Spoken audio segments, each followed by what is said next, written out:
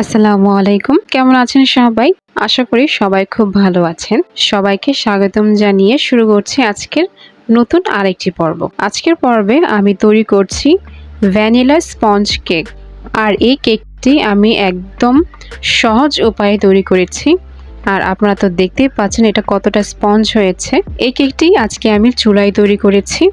আর এই কেকটি খেতে হয়েছে অনেক বেশি সুস্বাদু। একদম পারফেক্ট এই ভ্যানিলা স্পঞ্জ তৈরি করার জন্য আজকে রয়েছে কিছু টিপস অ্যান্ড ট্রিক। আশা করছি এই টিপস অ্যান্ড ট্রিক্সগুলো ফলো করলে আপনারাও একদম পারফেক্ট ভ্যানিলা স্পঞ্জ কেক তৈরি করতে পারবেন। তাহলে দেরি না করে আমরা রেসিপিতেই চলে যাচ্ছি। সবার প্রথমে এখানে আমি একটি চালনির উপরে নিয়ে নিচ্ছি 3/4 কাপ ময়দা, অর্থাৎ 1 কাপের 4 ভাগের 3 ভাগ। এখানে আমি নিয়ে নিয়েছি হাফ চা চামচ বেকিং পাউডার। চেষ্টা করবেন ভালো মানের বেকিং পাউডারটা নিতে। আর এখানে আমি নিয়েছি 1/4 চা চামচ বেকিং সোডা। হাফ চা চামচের অর্ধেক নিলে 1/4 চা চামচ হয়ে যাবে। আর এখানে আমি নিয়েছি সামান্য লবণ। লবণটা দিলে কেকের স্বাদটা কিন্তু অনেক ভালো আসে। তো এবার আমি এই শুকনো উপকরণগুলোকে 3 বার খুব ভালো করে চেলে নেব। আর স্পঞ্জ কেক তৈরি করার ক্ষেত্রে এই চেলে নেওয়াটা কিন্তু খুবই দরকার। তো আমি এভাবে স্ক্রিনে আপনাদের 2 বার চেলে নিয়ে দেখাচ্ছি। অফ স্ক্রিনে আমি আরো একবার চেলে নিয়েছি। আর এখন সবগুলো উপকরণকে আমি খুব ভালো করে একসাথে মিশিয়ে নিচ্ছি। আর এই শুকনো উপকরণগুলোকে আমি এক সাইডে রেখে দিচ্ছি। আজকের এই ভ্যানিলা কেক তৈরি করার জন্য আমি 3টি ডিম ব্যবহার করছি। আর এই ডিম কিন্তু অবশ্যই নর্মাল টেম্পারেচারের থাকতে হবে। যদি ফ্রিজে থাকে তাহলে আধা ঘন্টা আগে ফ্রিজ থেকে বের করে নিতে হবে, নাহলে কিন্তু ডিমের ব্যারাংটা তৈরি হবে না। সবার প্রথমেই আমি ডিমের সাদা অংশগুলোকে আলাদা করে নিচ্ছি। এক্ষেত্রে একটু সাবধান হতে হবে যাতে কোনো ক্রমে ডিমের হলুদ অংশ এর মাঝে না থাকে, তাহলে কিন্তু ডিমের ব্যারাংটা ভালো হবে না। এজন্য আমি খুব সাবধানে সাদা অংশটা আলাদা করে নিচ্ছি। এবার আমি বিটার দিয়ে লো স্পিডে এই ডিমের সাদা অংশকে খুব ভালোভাবে ফেটে নিচ্ছি।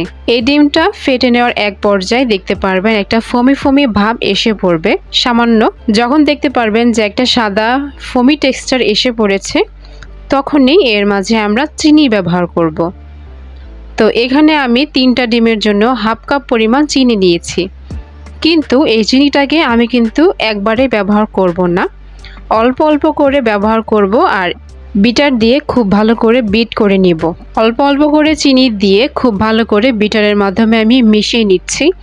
আর স্পঞ্জ কেক তৈরি করার ক্ষেত্রে এই ব্যারাংটা কিন্তু খুব ভালো করে তৈরি করতে হবে, নাহলে কিন্তু কেকটা স্পঞ্জ হবে না। এজন্যই আমরা চিনিটাকে অল্প অল্প করে ব্যবহার করছি। এভাবে আমি অল্প অল্প করে চিনি দিয়ে এই ডিমের ব্যারাংটাকে খুব ভালোভাবে তৈরি করে নিয়েছি। তো আমার ডিমের ব্যারাংটা তৈরি করা হয়ে গিয়েছে। আপনারা দেখতেই পাচ্ছেন যে এই ব্যারাংটা কতটা সুন্দর হয়েছে। এখন আমি এখানে যে ডিমের কুসুমগুলো রেখেছিলাম সেটা একটা একটা করে দিয়ে দেব আর খুব ভালো করে মিশিয়ে নিব।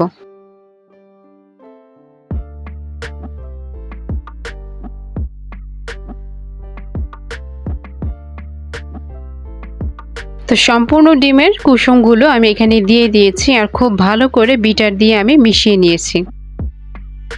এবার আমি এখানে ব্যবহার করছি 1 চা চামচ ভ্যানিলা এসেন্স।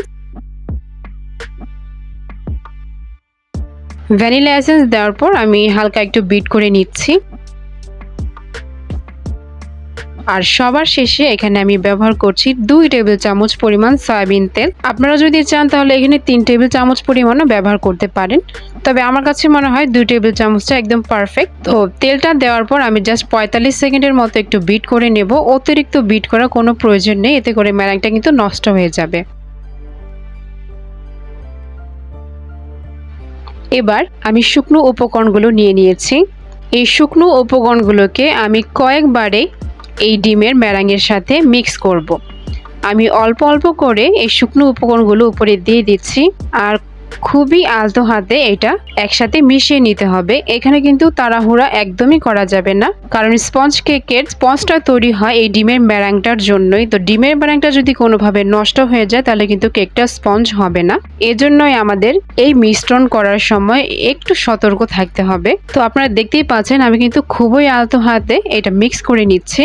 আর এই মিক্স করার মাঝে আমি এখানে 3 টেবিল চামচ পরিমাণ দুধ ব্যবহার করছি। তো এখানে আমরা 3 টেবিল চামচ পরিমাণ লিকুইড দুধ ব্যবহার করছি, কিন্তু দুধটা কিন্তু অবশ্যই নর্মাল টেম্পারেচারের হতে হবে। আমি খুবই সাবধানতার সাথে এই মিশ্রণটা একসাথে মিশিয়ে নিচ্ছি। এভাবে কয়েকবারে আমি এই শুকনো উপকরণগুলোকে এই ম্যারাঙের সাথে খুব ভালো করে মিশিয়ে নিব। আর অবশ্যই আপনারা দেখতে পাচ্ছেন আমি কিন্তু খুবই আলতো হাতে এই মিশ্রণটা একসাথে মিশিয়ে নিচ্ছি। এভাবে আমি অল্প করে শুকনো উপকরণগুলো দিব, আর সাথে আমি এখানে দিচ্ছি দুধ। তো দুধের পরিমাণটা তো আমি আগেই বলে দিয়েছি। এভাবে মিশ্রণ করার মাঝে মাঝে আমি 1 টেবিল চামচ পরিমাণ দুধ দিয়েছি, আর সব মিলিয়ে আমি এখানে ব্যবহার করছি 3 টেবিল চামচ পরিমাণ দুধ। এভাবে আমি মিশ্রণটাকে খুব ভালোভাবে মিশিয়ে নিয়েছি। আর এখানে কিন্তু অবশ্যই একটু ধৈর্য ধরে কাজটা করতে হবে। আপনার এই ডিমের ম্যারাংটা যতটা সুন্দর থাকবে আপনার কেকটাও কিন্তু ঠিক ততটাই সুন্দর হবে। তো চেষ্টা করবেন একটু আলতো হাতে আর খুব ভালো করে মিশিয়ে নেওয়ার। তাড়াহুড়া করার কোনোই প্রয়োজন নেই। ইনশাল্লাহ এই টিপসটা ফলো করলে আপনাদের কেকটাও হবে সুপার স্পঞ্জ।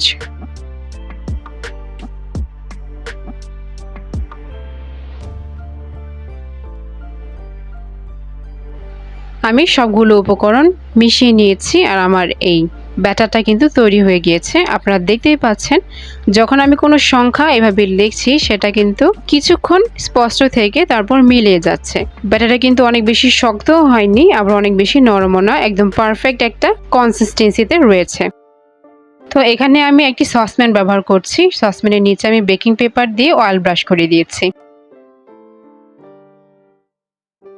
এখন আমি 2 ইঞ্চি উপর থেকে এই ব্যাটারটা এই মোল্ডের মধ্যে ঢেলে দিচ্ছি। সম্পূর্ণ ব্যাটারটা ঢেলে দেওয়ার পর একটা কাঠি দিয়ে আমি এভাবে ভেতরের বাবলসগুলো বের করে দিচ্ছি। আর এই কাজটা কিন্তু অনেক বেশি জরুরি, কারণ স্পঞ্জ কেকের ভিতরে কিন্তু বড় বড় বাবল তৈরি হতে পারে।